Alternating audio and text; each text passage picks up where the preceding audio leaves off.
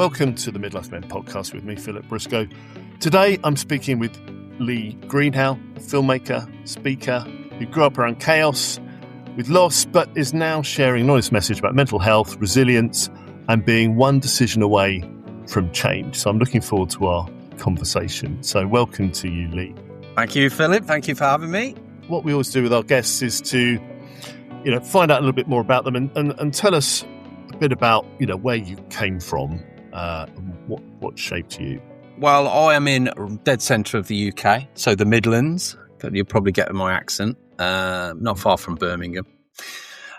Grew up big in the 80s, really. That was the biggie of being a kid, racing around when kids could be kids, as they say. And yeah, it was a strange childhood because I grew up around chaos a lot.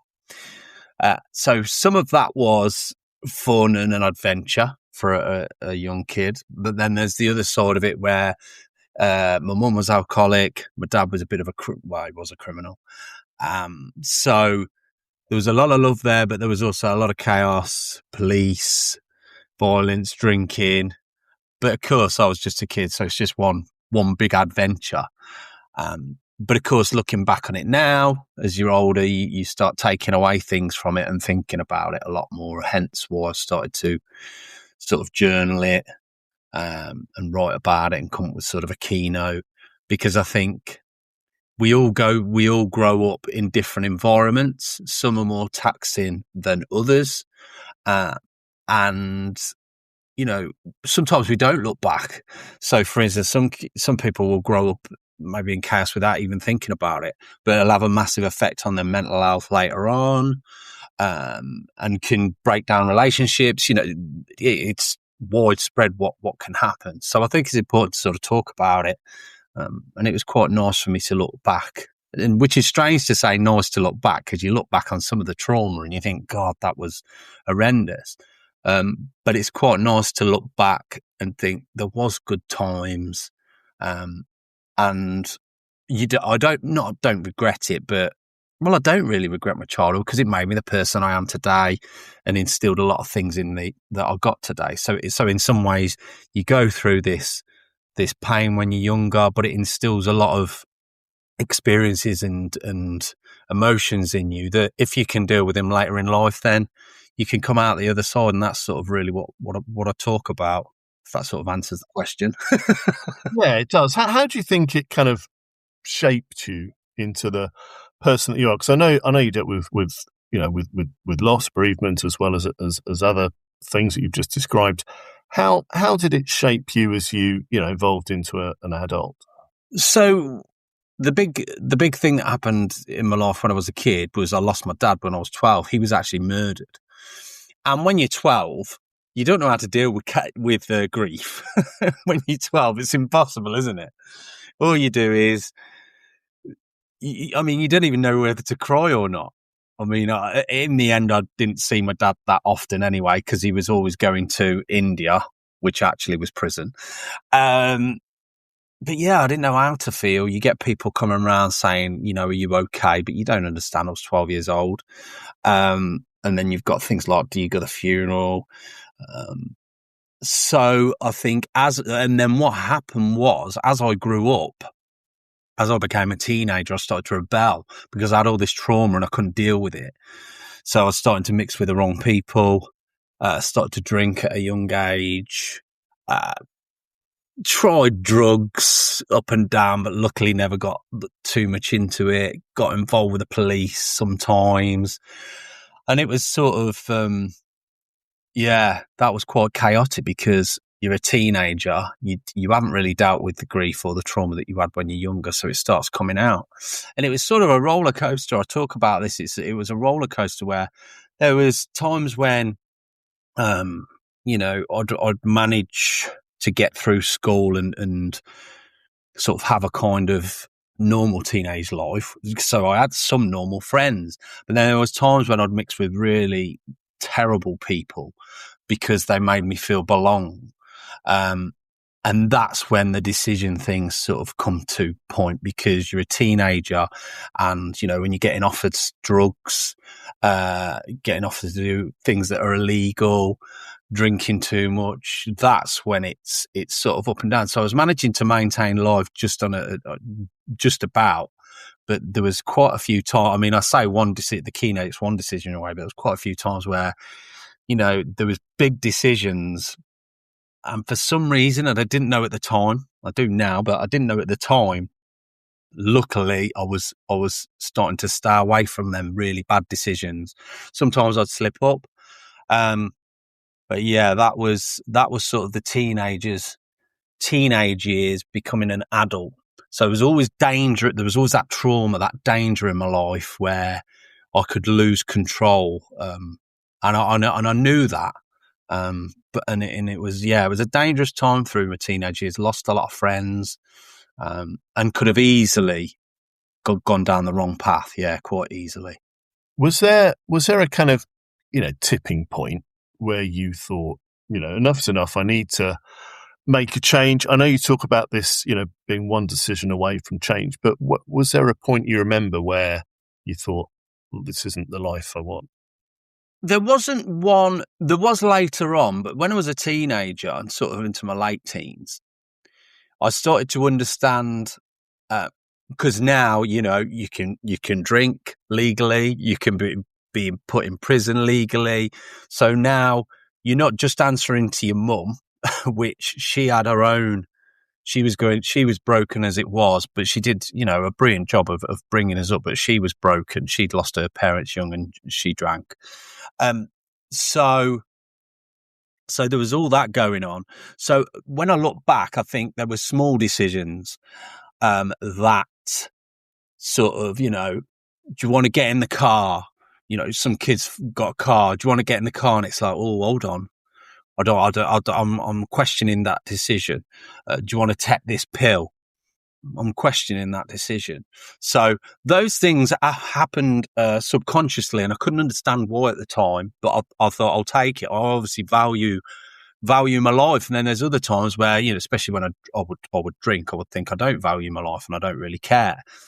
A big thing for me was leaving school, was getting into work, because what I realised is I wanted to earn money because I wanted to party, which was probably the wrong thing to. But I didn't want to go to college, didn't like school, but I got into work and I was quite good at it. I was quite good at communicating, got on with everyone really well, and I had this work ethic where no matter what I did the night before, which whether I was partying hard or whatever, I would be at work. I would make sure I was there on time, get the job done no matter what. And that was a big thing because it gave me a responsibility, because the responsibility wasn't something that someone told me. It was actually something I put on myself, that I wanted to earn this money. This money was a good thing. And to do that, I had to work and be responsible. So maybe when I first started working, I slipped up a few times, but I soon, you know, the old noggin started saying, hold on, work's a good thing.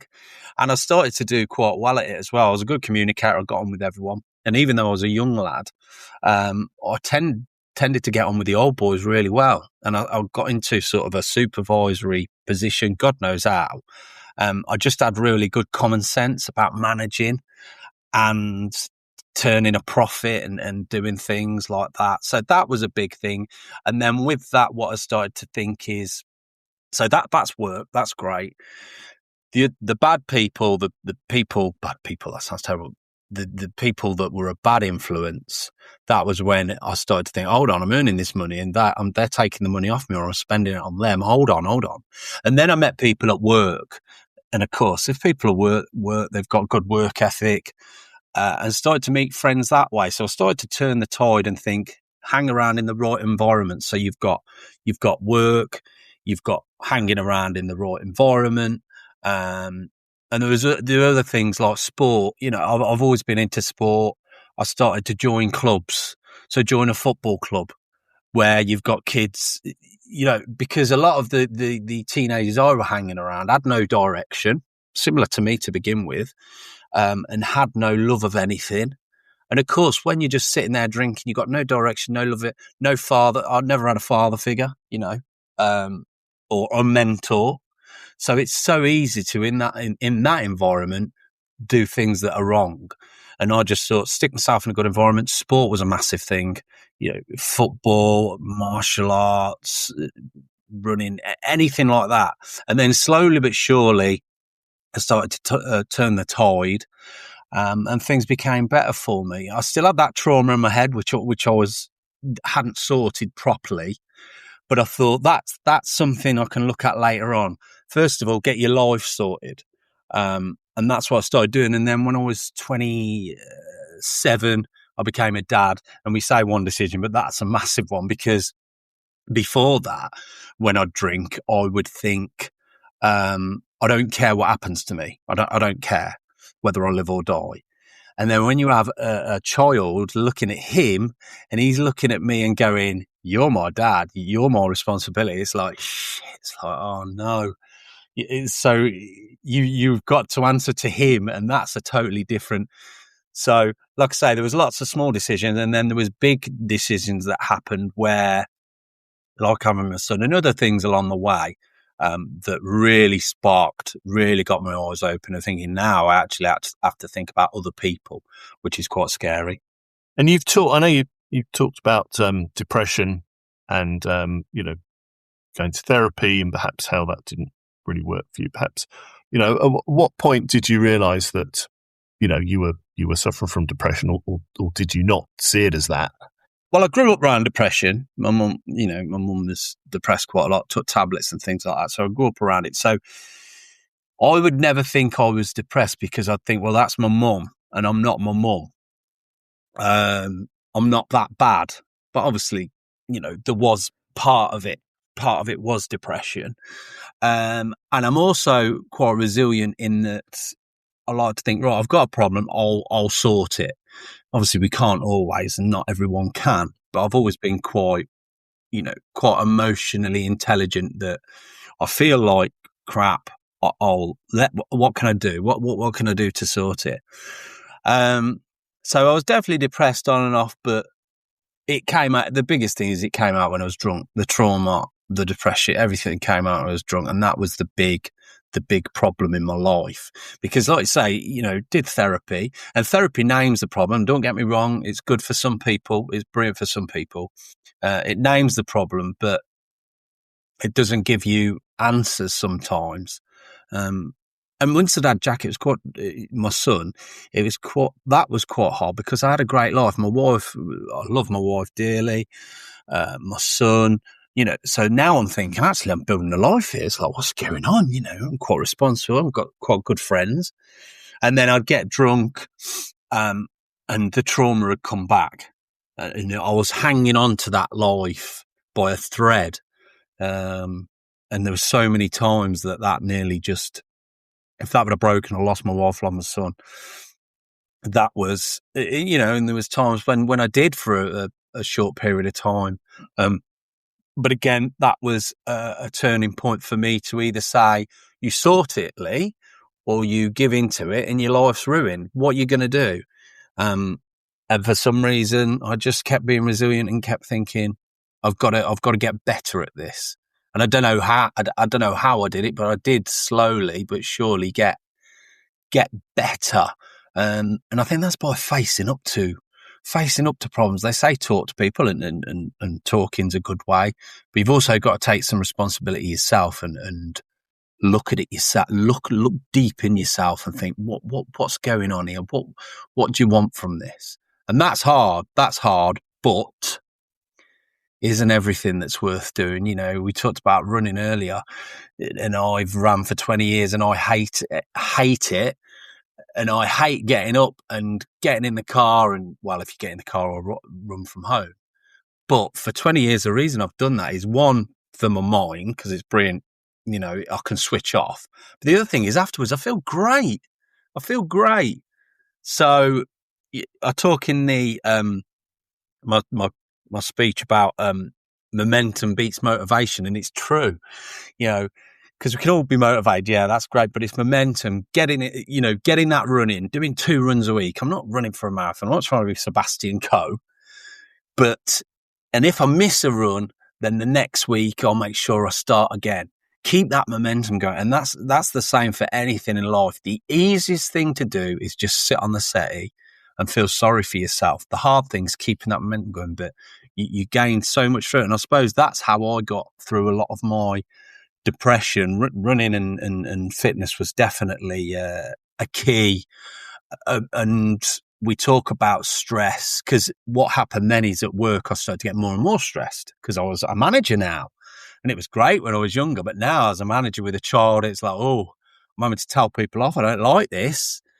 So then I've got the stress. So exercise I had to have a release, and exercise was a massive one for me. And I'm not saying it's for everyone.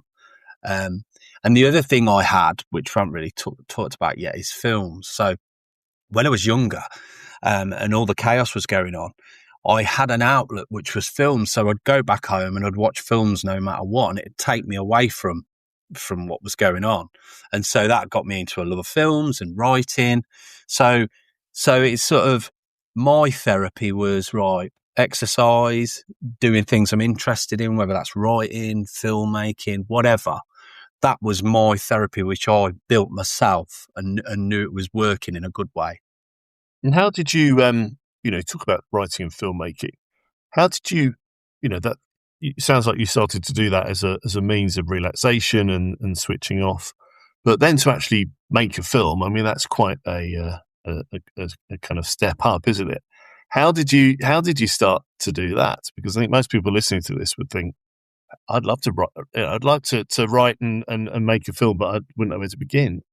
Well, it doesn't happen overnight, that's for sure.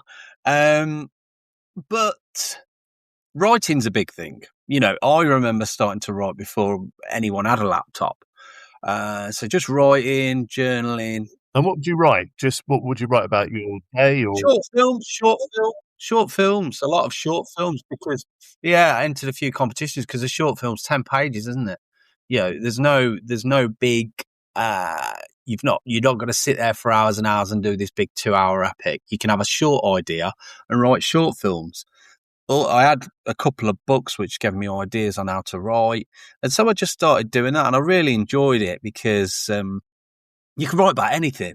You could see something in town and go, God, imagine if he'd robbed that bank.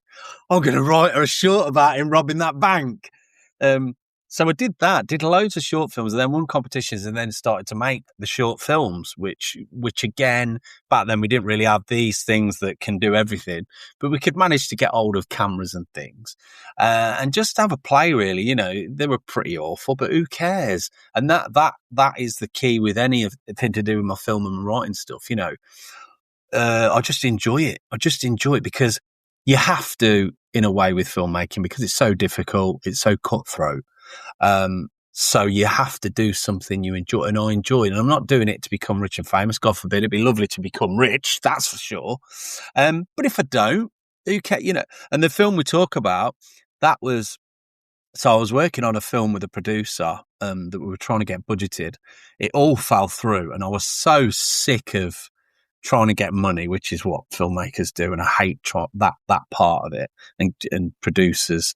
So I just said, right, I'm going to do a crowdfunder. I'm going to get some money together, and we're just going to make this film. And we made this film, and it wasn't brilliant, but I loved it. We made a feature film, it's called A Kidnap, and I just learned so much.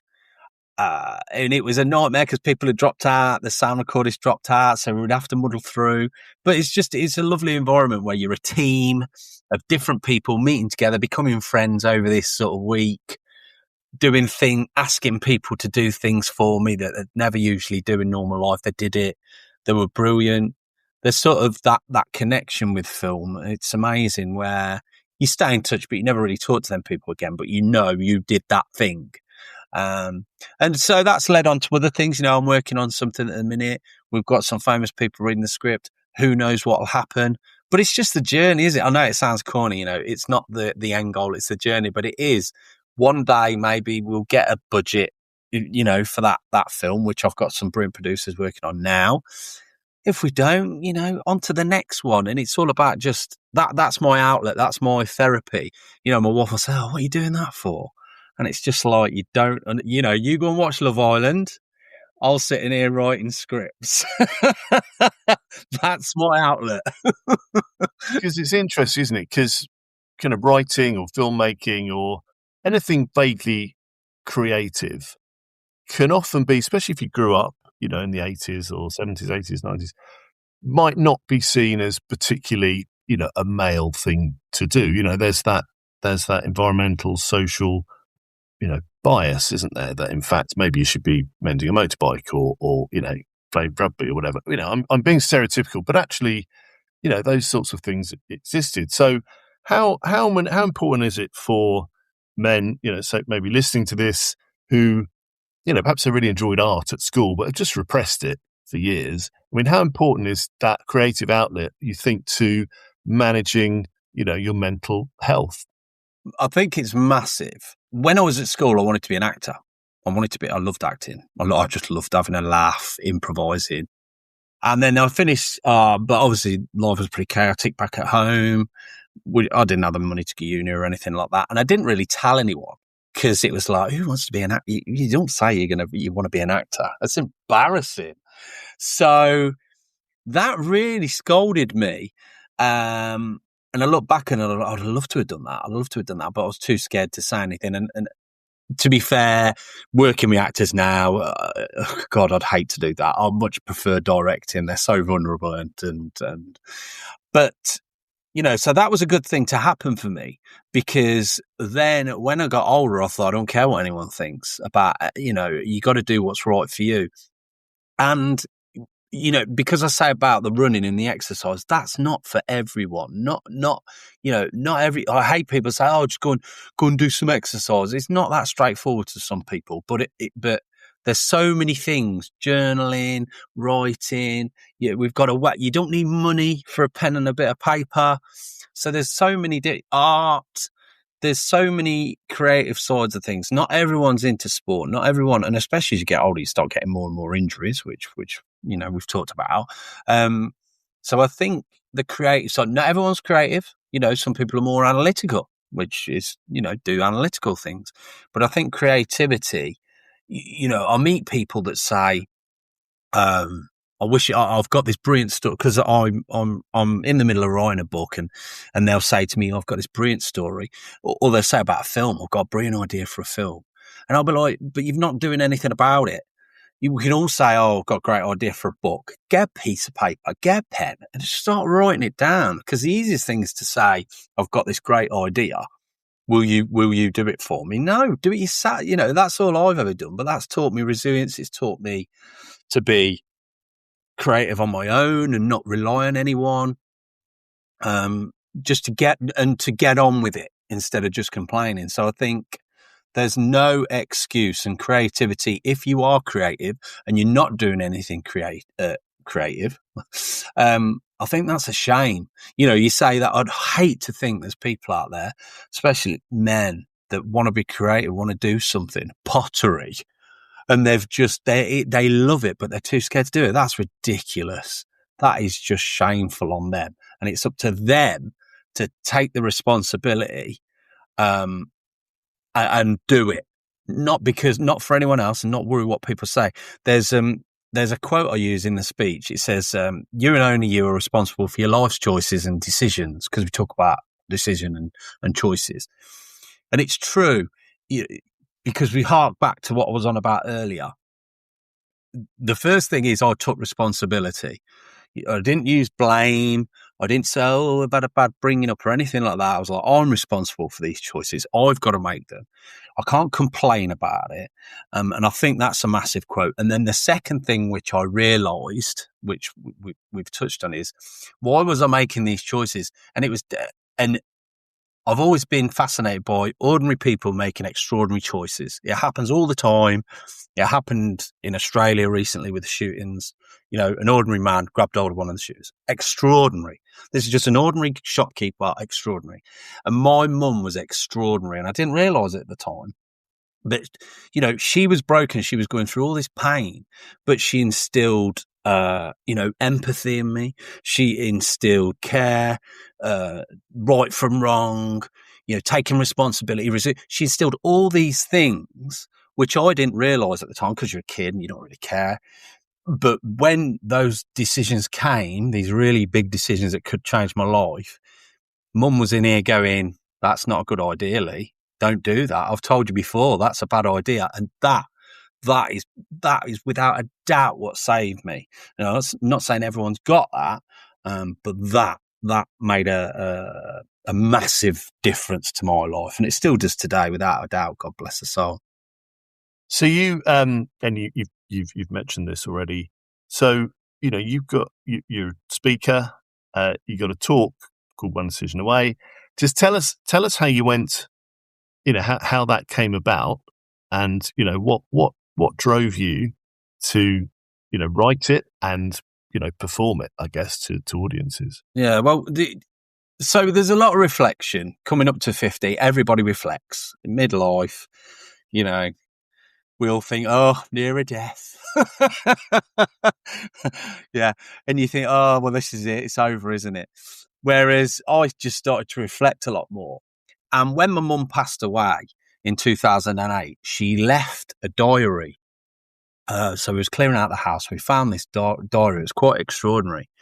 And in it, she'd wrote some beautiful things about her struggle with alcohol. And it was quite eye-opening. I even found this thing, and it said to my sister and me, I was like, wow, all these written notes.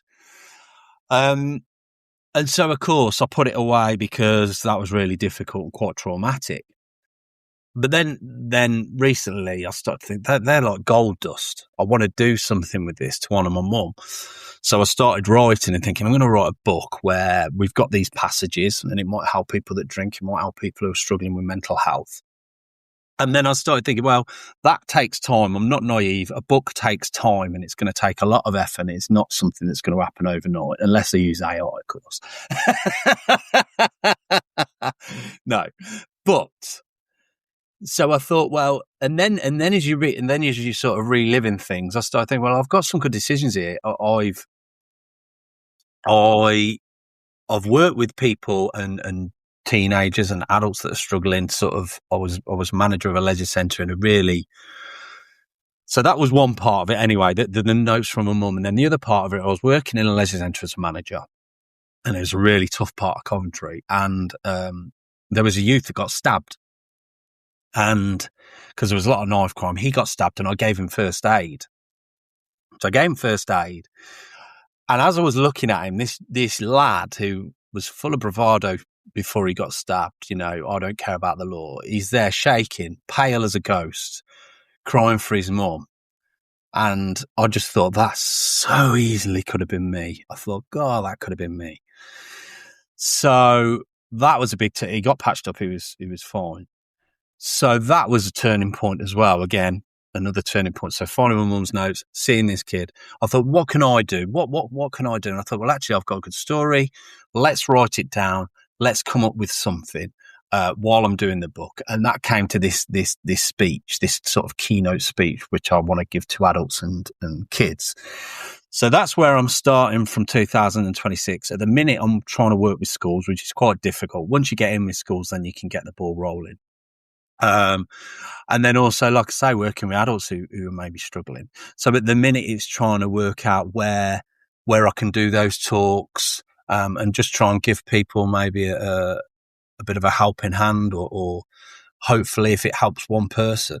I just feel like, where I was, and I felt very alone at times, especially as a teenager. If there's someone feeling alone, then it'd be nice to say, hold on, you're not alone, because I know exactly what you're going through. I know exactly what you're feeling, and you can get out of it. And this is what I did. And maybe you can take something from that. So I came up with the talk. I've done it at a few places. I do Toastmasters as well. We do public speaking. It's gone down really well and won some competitions. So that's where I am at the minute, is trying to turn this speech into something real that I can tour around the UK and talk to people. So that's where it all sort of come from in a nutshell. And to you, so you've talked a lot about your resilience, and how you found strength, internally, really, and you really pushed yourself and asked yourself difficult questions. How much did you talk to other people about it? Maybe how much did you share or confide in other people, and how did that help? Or did you find it was more of a solitary journey? Mainly solitary because, there was me and my sister. We were brought up just with my mum.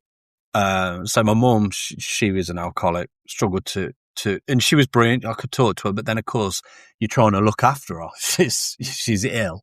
My sister was older than me. She had her own family. So a lot of it was done through self-realization.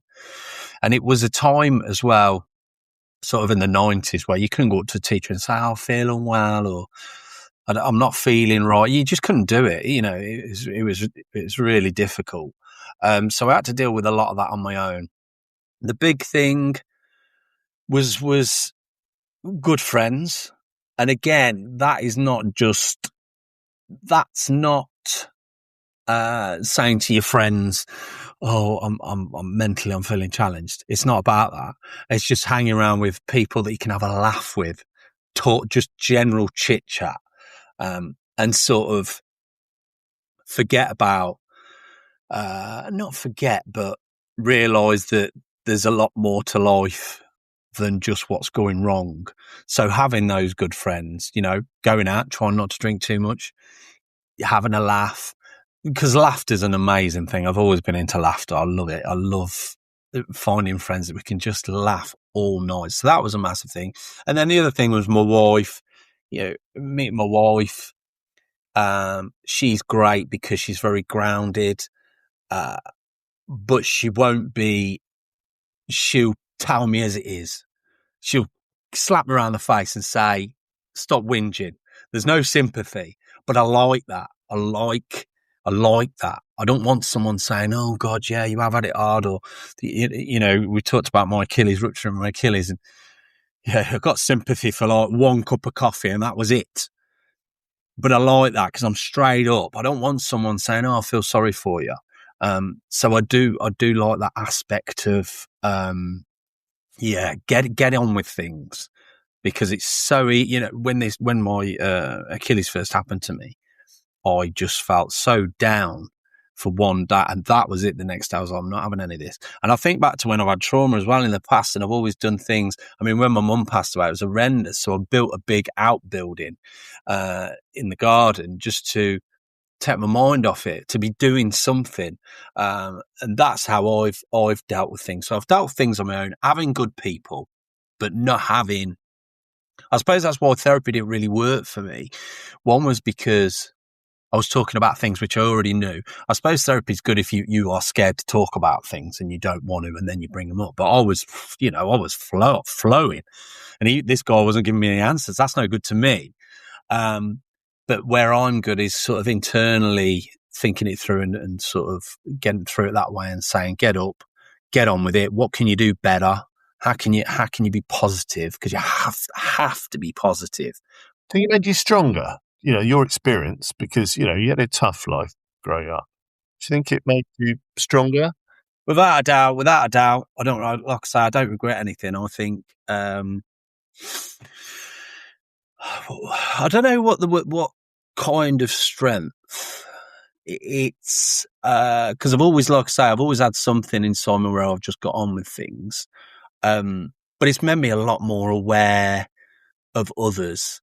I've always been caring anyway, but it really makes me, really care for people that I see maybe struggling. And yeah, it's just made me, I just get on with things. I just get on with it. And it's like, I feel down. Of course I do, like we all feel up and down. Happiness is something, we all say we want to be happy. No one's happy every day of the week, all day. It's more about stability, isn't it? It's being stable. It's being aware of yourself. And I think I'm very aware, very emotionally intelligent. And that's just made me, because it's not strong, is it? It's stability. It's getting on with things. It's working things out and not just shying away from them. Well, you've used the word resilience a lot. And I guess that's what comes through, talking to you and hearing you speak, is the ability to overcome things and, still remain, able to Yeah, carry. yeah. Resilience is massive, but the thing is with resilience is I would also put that under being uncomfortable. So people talk about being uncomfortable, and it can make you grow, and it's true in the right setting. So, for instance, with the filmmaking thing, I've gone to London to like workshops, not known anyone. There's been hundreds of people there, and I have been terrified. I mean, I might come across on this quite confident, but actually, in those kind of settings, I'm pretty scared shitless, to be fair. But what I'm good at is pushing through that and making and when I feel uncomfortable, I feel awful. And I'm like, I'm not going to go. And then I go, no, you're going. And then when I get through that door, you'd never guess, because I've got this way of just thinking, right, be confident, just enjoy it. And then within sort of 10, 20 minutes, you're talking to people, you feel it's like a big weight's been lifted off your shoulders. Now, I've done that all through my life quite a bit. And that's massive. That life experience is massive because it builds up and builds up and builds up. You're always going to feel uncomfortable, but it's a good outcome. And my son, God bless him, he's a working age now. He's 23. And he takes after me. He'll go, oh, there's a badminton club up the road. I'm going up there, and he'll just turn up. He won't check with them or anything. He won't message them. He's more straight. He's straight into it more than me. He'll just turn up. Hey, mate, really confident. He's a salesman. But I like that. I like that because he's going. I think he's going to get on in the world. He's going to, because you need that in the world. Not being strong, but being able to push yourself and have that confidence. Sometimes we think too much internally about how people perceive us, and it's completely, when I walk in those spaces, and it's like with the public speaking, I've been doing it quite a few years now through work and meetings and stuff like that. But when you stand on that stage, the first thing you think is everybody is looking at me and judging me. That is the first thing. And no one is. They're just standing there. They want you to be interesting. They want an interesting story. They couldn't give a crap what you're wearing, or they just want to hear an interesting story. And you're thinking, do I look all right? Have I walked on stage all right? Am I shaking? And that is so true to life, isn't it? We walk in a pub for a pint, and you go, oof. If you walked in a pub and you pint on your own, you're always a bit like, oh, I want a pint, but is anyone looking at me? No one cares. No one's looking at you. No one.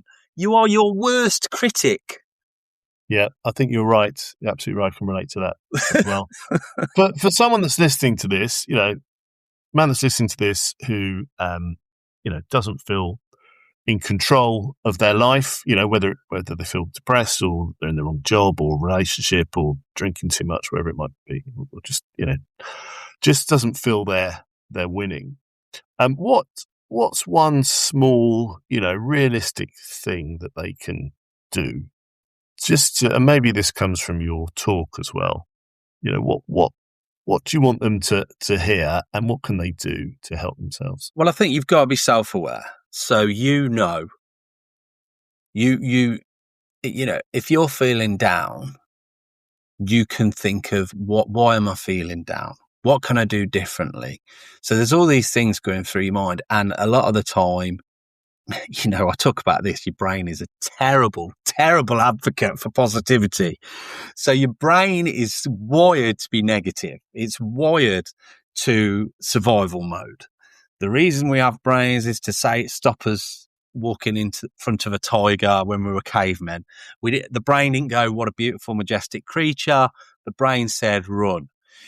So the brain is a brilliant thing. The inner voice, okay, that's great. And it keeps us, it keeps us aware. When we have a cup of coffee, we walk across the road, we don't go, that coffee smells beautiful. We think there's a car going to hit us and we're going to die. So let's get over the road quick. But the reality is, your inner voice is not you. And this has been proven in science. It's delayed. When you hear your inner voice, it's delayed. It's not you. So sometimes it can be your worst critic. So, for instance, when you go to bed and you're stressed about something, what you do is you just go, I'm stressed about this, I'm stressed about this, I'm stressed about this. It just goes on. And it's because you're not listening to your brain. And I talk out loud sometimes. And I know this sounds terrible. I actually say, shut up. Okay, I've heard you that time. Now tell me something. And it works. Listen to what it's saying to you. What's it saying? Is it? So, we talked about walking in a room with a lot of people. So the brain will go, don't go in there. Don't go in there. That everybody's looking at you. What I do is internally, if people are around, obviously, or I look mad, is I go, okay, I've heard what you're saying. Is that true? Is it true? And, let's talk about something else. When I'm in there, what can I do? Or how can I connect? So straight away, the brain's gone, you've told me, you listened to what I said. How can we connect? Well, why don't you walk over to where the food is? You could speak to people who are serving food or the bar, or you could go to the guy that's on the door and chat to him, or a steward. And then you go, okay, and then what should I do? So listening to your inner voice and sort of, because what people will do when they're struggling is that inner voice will be debilitating. It can be debilitating. It can crush people, and you have to get control of that. We talked about exercise. Well, why do we love exercise? Put a bit of music on. Don't think about anything. Don't think about anything when you're running. Or if you do, it comes and goes because you're listening. But when you are just lying there and sitting on the sofa and feeling sorry for yourself, your inner voice will be going mental at you.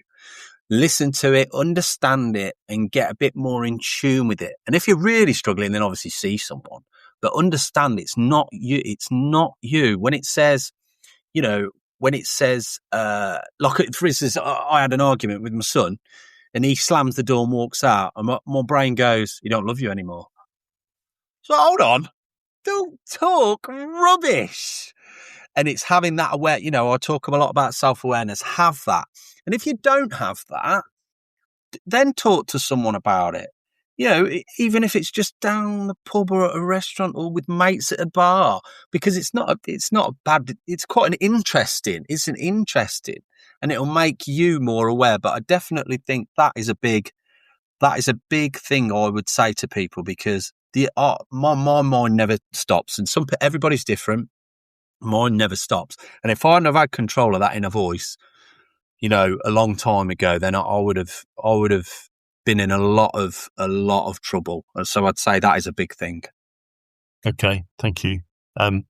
You're definitely an inspiration, Lee. What if people want to find out more about you, your talk, or I don't know, can they watch some of your films? How do they go about it? They can, but I don't want any comments about them because they're terrible.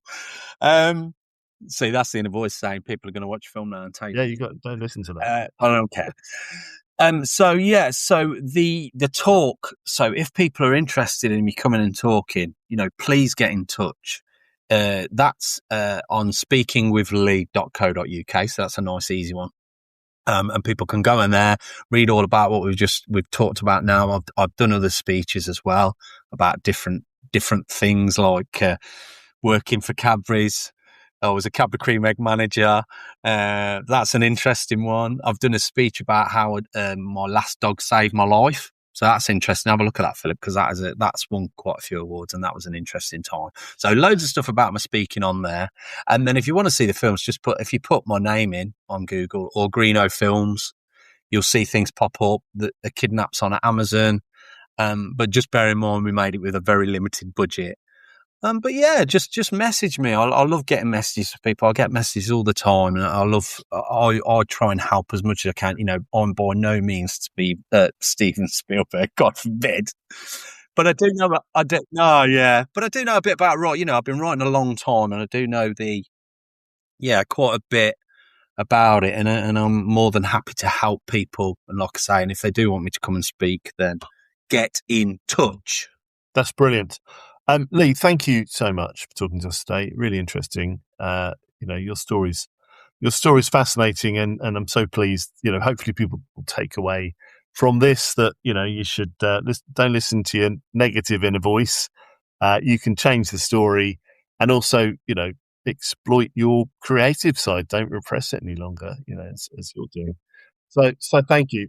Thank you so much, Philip, for having me on. And if there's people out there, midlife people, I know it's for midlife men, but just take something from what I've said if you can. It's not, it's a beginning. Anyone who stops learning, whether they're 20 or 80 years old, it's about that process, and midlife is just another step up, and we've got so much more experience than everyone else. So beat that. Right, Lee, thank you. Okay, no problem, Philip. Take care. Thank you for listening to the Midlife Men podcast with me, Philip Briscoe. If you want to find out more about Lee's films, visit his website, greenhoughfilms.co.uk. And to find out more about his speaking work, then visit speakingwithlee.co.uk. I'm going to include these links in the show notes. As ever, to help raise the profile of the podcast, it really helps if you can review the show, and please do share it with your own networks. If you have a story to share or any feedback for me, then please contact me through the website mid-lifemen.com.